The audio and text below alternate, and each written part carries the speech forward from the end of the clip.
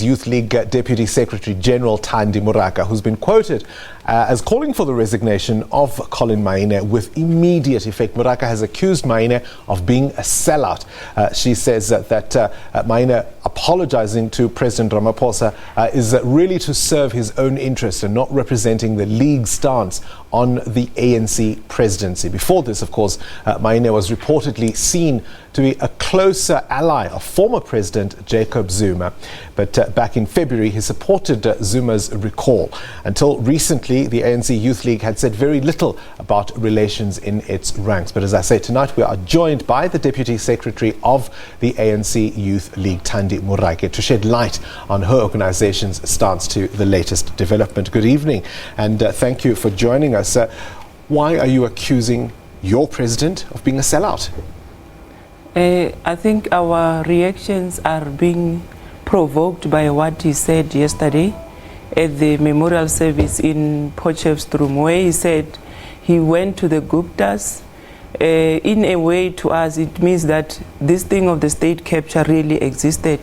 But if you can follow up on the stance of the Youth League throughout, we as the Youth League, as an organization that is being led by Collen Maine, we have been dismissing those allegations that there is no state capture. But on the other hand, you find that the very president of the Youth League is now confessing to us that he went to the Gupta. So that on its own, it's an indication or an element of ill discipline from his side as the president of the Youth League, because he lied to us as a collective. He also misled the youth of this country that there is no state capture. Instead, Zuma is being victimized for fighting for radical economic transformation. So let me understand you correctly. Are you then calling him a sellout for the admission, or are you calling him a sellout for the fact that he was actually, or he may have been involved in elements of state capture?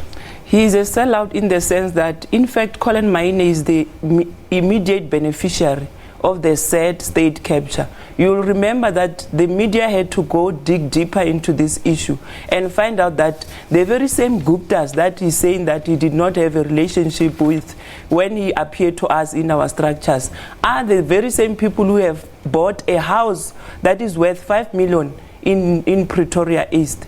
And to us, we were always told that there is no state capture. And as an organization... But the evidence was there. The information has been in the public domain. Why did you need this admission to suddenly believe it? No, all along he was dismissing it. He was saying there is no state capture. Hence, I've said that all along he was saying there is no state capture. He was misleading us as a structure to say to the public that there is no state capture. Instead, these are tendencies of the white monopoly capital trying to unseat the sitting president of the ANC. Would he have been the first president of an organization to mislead its members? We can't speak about other organizations, but in the Youth League, when you join the Youth League, there is a commitment that you are saying, and you are also taking an oath to say, I will never embark on an activity that will want or that will seek to put the organization that I'm leading under disrepute. I guess what I'm saying is, I mean, you know, if the car is red and he insists it's blue, you don't for that reason, merely because he says it, not believe it. The evidence was there. It was in the public domain. There have been all kinds of inquiries. People have resigned. Why is it that it's taken only this admission for the Youth League to now suddenly have a reconsideration? I think you are not even understanding my response. I'm saying to you, all along, this person we are talking about is the number one of the organization, the person who was elected as the president. So with that having said, we are saying all of us, we relied on him. Despite the evidence that was in the public domain? Despite the evidence, because in our own meetings, we were dealing with this issue as the Youth League, trying to find exactly what is really happening with regard to these allegations of the state capture. Him, as the person who's chairing our meetings most often, was at the forefront of dismissing these allegations. Sure. Knowing deep down in his heart that he went to the Guptas behind our backs, because if we are leading as a collective, when you do such things, at least try to keep your collective at, well informed or updated with regard to those issues, so that when we deal with issues, we can all of us come in and address them holistically, knowing exactly the background of the issues we are raising. I fully accept his role within the Youth League. All I'm saying, perhaps you only have yourselves to blame, because the information around state capture, even accusations linking him to state capture, have been well known, they've been publicized. Surely it should have required a lot more than simply his denial for you to double check and corroborate what he was saying and what was in the public domain. Remember, to us, the issue of the state capture, it has always been an allegation. Even after we must therefore appreciate the efforts that were taken by the former president, Comrade Zuma, when he established a commission of inquiry on the said state capture. Because now you can't therefore, before that process is being concluded of the commission, you can't therefore go out and label people and say, Collen Maine, you are a sellout, you are captured.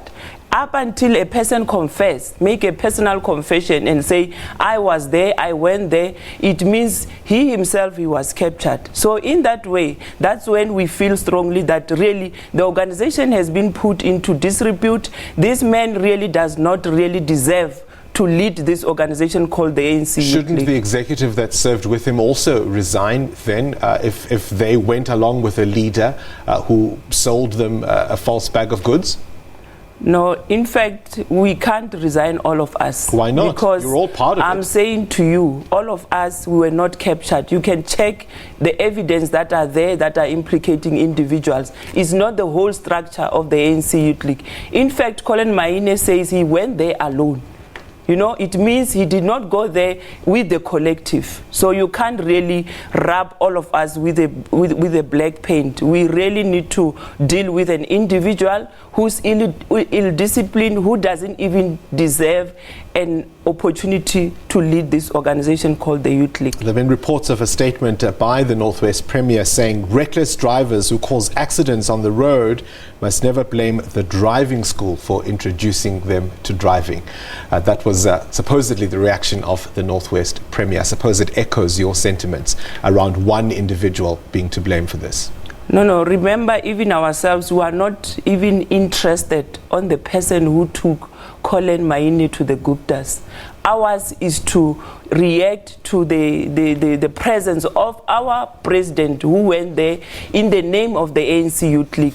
There are politics in Northwest, and we don't want the Youth League to be drawn into those politics. Hence, we are saying we are not happy because the name of the organization called the ANC Youth League is being put into disrepute by its sitting president. Hence, we are calling for his immediate resignation. All right, that's Thandi Moraka, the ANC Youth League Deputy Secretary General, calling for that resignation. We'll keep an eye on that story.